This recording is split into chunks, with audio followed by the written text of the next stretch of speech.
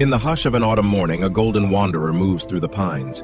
Mist drifts between the trunks, and the sun threads its way down in long, silent beams.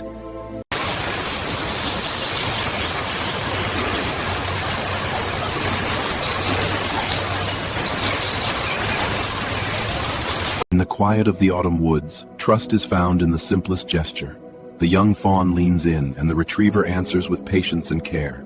Two species, one moment of comfort.